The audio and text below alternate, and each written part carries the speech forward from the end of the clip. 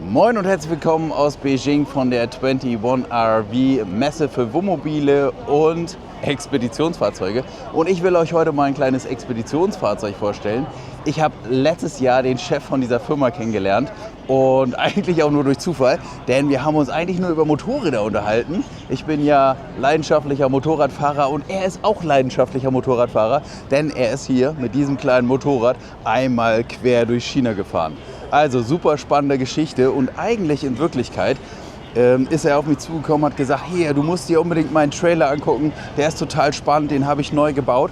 Und eigentlich in Wirklichkeit hat er angefangen, hier diese kleinen Anhänger, diese Trailer für Expeditionsfahrzeuge zu bauen. Und ich meinte damals, ja du, das ist jetzt nicht so spannend für uns, weil wir ja theoretisch eher Wohnmobile lieben und natürlich auch gerne Wohnmobile hier präsentieren wollen. Und Trailer sind jetzt für uns nicht ganz so spannend. Was soll ich jetzt sagen? Er hat gesagt, alles klar, Marco, dann baue ich dir halt für nächstes Jahr halt ein ordentliches Expeditionsfahrzeug. Das kannst du dir dann angucken. Und genau das ist jetzt passiert. Das ist so typisch China, ne? Also wie gesagt, die haben angefangen mit diesen kleinen Trailern da hinten und jetzt halt dickere Expeditionsmobile. Und ihr seht schon, also das Spannende hier bei der ganzen Geschichte ist, es ist halt auch wieder so ein Aufbautrailer hier hinten drauf. Hinten mit einer Heckgarage, hinten kommt natürlich das Motorrad drauf. Und was hier ganz spannend ist, ihr könnt halt natürlich wie bei vielen Fahrzeugen das Basisfahrzeug austauschen und den hinteren Container einfach raufschrauben wieder. Und hier ist es so, dass er für den australischen Markt hier unten nochmal diese kleinen Stauklappen ans Auto integriert hat. Das war Wunsch, aber die kann man natürlich auch separat abschrauben. Und so hast du die Möglichkeit, die Basis hier auf alle Fahrzeuge zu stellen. Vielleicht kriegen wir ja eine kleine Präsentation. Nice to meet you too. Kriegen wir nicht. Sie haut jetzt lieber ab. Englisch ist natürlich hier so ein bisschen immer schwieriger, sage ich mal, in China. Aber ist halt so, ne? Wir haben hinten ein Bett und drüber hat er hier überall nochmal so Hängeschränke. Und was hier ganz spannend ist, und du siehst dann halt auch schon einfach, ist es ein Expeditionsfahrzeug hier mit diesen Flycase-Verschlüssen, also Kompressionsverschlüsse, damit hier nichts klappert und das ganze Ding. Da siehst du halt einfach, dass er aus dem Trailerbau kommt und nicht aus dem Möbelbau, denn hier ist alles in Metall gebaut, ne? Die ganzen Hängeschränke, alles hier Metall, Klappenmetall und auch hier die ganzen Beschläge und so weiter und so fort, das ist halt hier eher, ich sag mal, das würdest du eher außen verbauen und weniger innen verbauen, aber er das halt hier quasi auch innen verbaut. Ganz klar, weil er sich halt mit diesem Thema auskennt und ursprünglich halt einfach nur diese Trailer gebaut hat. Und das siehst du hier im gesamten Fahrzeug. Alle Schubladen, die sind jetzt hier abgeschlossen, okay, aber sehr, sehr massiv. Es ist alles hier in Metall gebaut. Jede Klappe, jeder Verschluss hier mit diesen Flycase-Verschlüssen, Kompressionsverschlüssen. Und es ist halt einfach ein sehr, sehr robustes Fahrzeug, sage ich mal, ne? Also eher wirklich, um damit hier einmal auch wieder quer durch China zu fahren. Seine Tour mit dem Motorrad ist auch unfassbar spannend. Er hat mir Bilder davon gezeigt. Also es gibt hier Landschaften, da denkst du gar nicht, das ist auf unserer Erde. Also super, super spannend. Echt sowieso ein total verrückter Typ. Und ja, jetzt hat er hier mal halt einfach ein Expeditionsfahrzeug gebaut. Hier mit einer Spüle. Ich muss fairerweise dazu sagen, gestern war hier Samstag, heute ist Sonntag.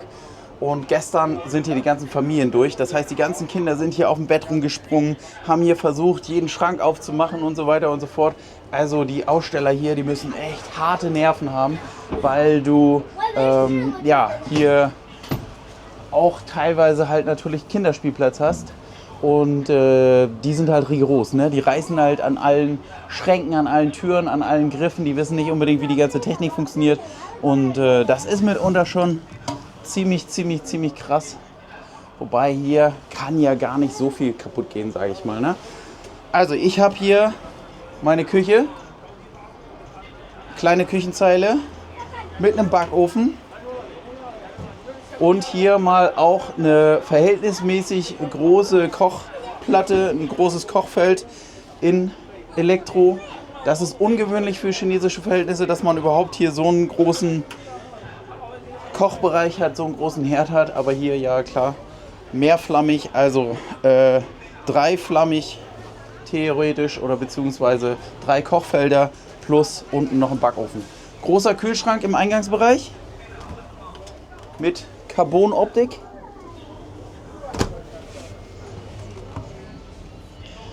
Und wie gesagt, hier als spannendes Detail einmal mit so einem Rahmen, wo du eindeutig siehst, wo er herkommt. Eindeutig aus dem Metallhandwerk. Also das ist hier nicht filigrane Tischlerkunst, sondern das ist hier halt einfach massiv gebaut. Vorne jetzt nochmal eine spannende Tür, würde ich mal sagen. Also eine Acrylglastür in einer ziemlichen Dicke, weil hier hat er nämlich nochmal seinen kleinen Nassbereich. Geschweißte Metallwanne unten. Und ja, hier eine Rührtoilette, Komposttoilette und alles halt, wie gesagt, sehr, sehr massiv. Und ihr seht hier bei allen Elementen, ich kann hier sogar meine kleinen Schränke hier abschließen und auch wieder so ein bisschen Gimmick, hier halt beheizter Spiegel mit Beleuchtung und so weiter und so fort. Aber ja, mal spannend halt zu sehen, wie baut halt ein Metallbauer so einen Innenraum, ohne jetzt viel mit Holz zu machen, sondern eher hier alles in Metall gehalten, massiv. Selbst hier der Kasten, ne, ist auch Metall. Weil deren Business ist halt eigentlich, solche Trailer zu bauen und die werden halt in Metall gebaut. Und jetzt hat er hier quasi sein Know-how und sein Wissen und sein Können in den Ausbau von so einer Kabine gesteckt und damit sieht das halt eigentlich alles aus wie so ein Trailer von außen. Also wenn wir uns gleich wieder diesen Trailer außen nochmal angucken, es sind halt die gleichen Klappen. Du könntest das Teil hier auch theoretisch draußen hinstellen, weil das halt natürlich alles hier ja ordentlich lackiert ist und nicht rosten kann und so weiter und so fort. Es ist gebaut für die Ewigkeit, würde ich sagen. Und auch hier, wie es befestigt und angeschraubt ist, das ist schon echt massiv, ne? Du kannst das hier alles natürlich auch wieder rausdrehen. Ihr seht das schon mit diesen Haken. Das sind die Hängeschränke hier einfach mal eben ein bisschen reingeschraubt. Hier sehr, sehr einfach hat er sich ein paar Gummiprofile hingepackt, damit es nicht klappert. Und dann hier mit den Verschlüssen, Kompressionsverschlüssen, die kannst du ja sowieso nachjustieren. Also, dass dann halt auch nichts mehr klappert. Und dann, ich lasse es mal offen. Der nächste will da auch reingucken. Genau. Ja, sonst relativ einfach gehalten. Ich weiß nicht, was hier unter ist, ob ich da jetzt unter das Bett komme. Ich guck mal hier einfach spaßhalber so unter das Bett. Da ist ein bisschen Technik versteckt und so. Und der Lattenrost auch in Metall gebaut. Was hier besonders ist, die haben hier eine richtige Matratze. Also das ist hier, ich sag mal, eine 15 bis 20 cm hohe Matratze. Also ein richtiges Bett mal verbaut.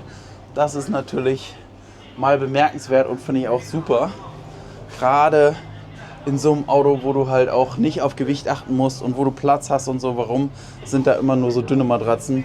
Hier ist mal eine richtig hohe, ganz normale Matratze drin, die du sonst so zu Hause halt auch nutzt. Ja, grundsätzlich, ich finde es auf jeden Fall spannend, einmal zu sehen, gerade aus Tischlersicht, denn ich bin ja Tischler, ne? Viele von euch wissen das. Wie sieht so ein Fahrzeug aus, wenn man das von einem Metallbauer bauen lässt? Eingangsbereich, natürlich hier auch wieder Mückenschutz und so weiter und so fort. Ich weiß nicht, ob ihr das vorhin gesehen hattet. Oben habe ich auch noch mal ein Dachfenster, was ich zuziehen kann.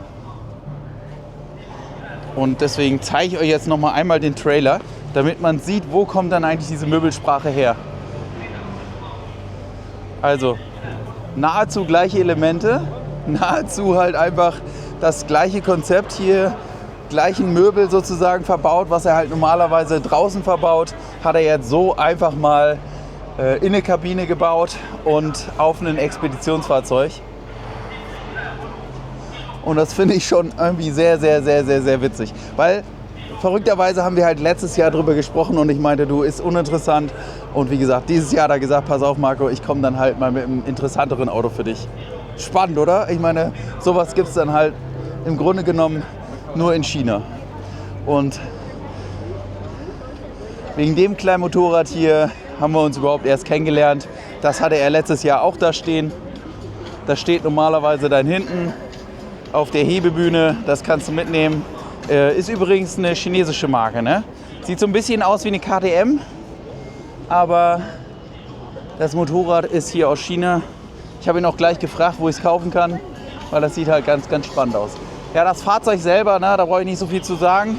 Ich kann auch gar nicht so viel zu sagen, weil ich kenne mich gar nicht so aus. Ich kann nur sagen, hier sind überall nochmal so Anbauelemente, halt alles entweder in so einer Pulverbeschichtung, die hier sehr massiv ist, oder gerollert. Ich bin mir gerade gar nicht sicher, ob das Pulver geschichtet ist oder gerollert. Hier seht ihr die Motorradrampe. Den ganzen Kasten kannst du hinten halt runterlassen und dann mit dem Motorrad drauf fahren. Und auch Schiene üblich.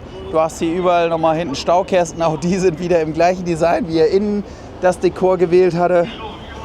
Gleiche Materialitäten. Auch hier halt einfach Metall. Und meistens haben die hinten solche Staufächer noch, weil dieses Fahrzeug natürlich auch unter 6 Meter ist. Ich kann dieses Fahrzeug hier so in China mit dem normalen Führerschein fahren. Wir sind ja gerade ein bisschen dabei,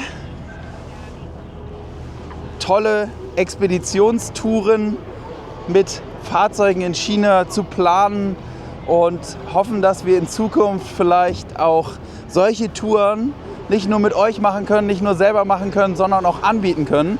Also für alle, die Bock haben, mal wirklich die große Freiheit zu genießen, für alle, die Bock haben, auch mal wieder überall stehen zu können und unfassbare Menschen, unfassbare Landschaften, unfassbar gutes Essen zu genießen, für die wird China auf jeden Fall sehr, sehr spannend sein. Und es wird auch für Leute spannend sein, die mal Bock haben, solche Autos zu fahren, ohne einen LKW-Führerschein haben zu müssen.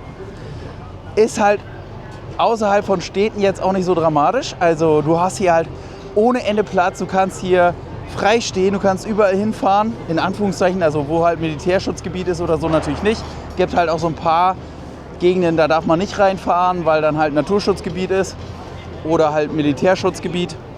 Aber ansonsten kann man mit solchen Autos richtig, richtig viel Spaß haben, hier richtig durch die Gegend düsen. Mit dem ganz normalen deutschen Führerschein, also dem kleinen Führerschein. Denn hier zählt nicht das Gewicht, hier zählt halt einfach die Länge. Und dieses Auto ist unter 6 Meter. Was es jetzt wiegt, kann ich euch gerade gar nicht so genau sagen. Oftmals muss das ja hier auf den Türen stehen. Bei diesem Auto steht es halt nicht auf der Tür. Ich kann das nochmal fragen, was das Ding halt gesamt wiegt. Aber ja, sieht halt aus wie ein schwerer Junge, ne? Muss ich halt sagen. Ist halt jetzt nicht gefühlt das leichteste Auto, aber ist halt ein Auto, da kannst du auch mit in die Butnik fahren und im Grunde genommen mit der Garantie auch wieder zurückzukommen. Ja, hier in diesem Bereich haben sie halt noch mehrere Fahrzeuge stehen. Hier haben sie halt die Basisfahrzeuge auch stehen für die Aufbauten, die du dann draufsetzen kannst.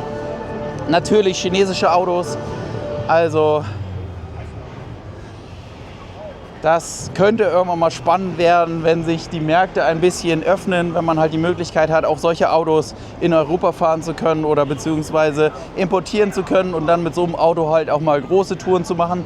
Apropos große Tour, ich habe ihn halt gefragt, was ist denn die nächste große Tour, wenn du jetzt hier China schon komplett erobert hast. Dieses Auto, wie es da jetzt steht, wird demnächst von hier aus nach Afrika fahren. Und von China haben die halt auch nicht so, ich sag mal, nicht so Schwierigkeiten jetzt bezüglich der ganzen Visa. Also die können natürlich problemlos durch Russland fahren und ich habe ihn gefragt, ob er denn problemlos von hier, von China nach Afrika kommt und er meint, das wäre kein Problem. Also er kann da relativ easy peasy halt einfach auch von hier aus losstarten und das wird seine nächste Tour, also sehr, sehr spannend. Ja, ich hoffe, das Fahrzeug hat euch gefallen. Also ich fand es sehr, sehr spannend, einmal zu sehen, wie sieht so ein Auto aus, wenn es ein Metallbauer baut. Es ist auf jeden Fall sehr, sehr stabil, gebaut für die Ewigkeit. Farbe gefällt mir, das ganze Auto gefällt mir schon. Also über den Innenausbau, ja, ich schmunzel ein bisschen, aber gut, ich bin auch Tischler. So ist es halt. Leute, Gebt einen Daumen nach oben, abonniert unseren Kanal, denn hier auf diesem Kanal werden demnächst noch mehr spannende Autos vorgestellt, noch mehr spannende Autos zu sehen sein, tolle Touren angeboten werden. Also auch das wird es hier auf diesem Kanal geben. Es geht auf diesem Kanal hier rund um China. Es bleibt also spannend. In diesem Sinne, Leute, haltet die Ohren steif. Wir sehen uns im nächsten Video und nicht vergessen, Kanal abonnieren. Macht es gut. Liebe Grüße von der Messe hier in Beijing.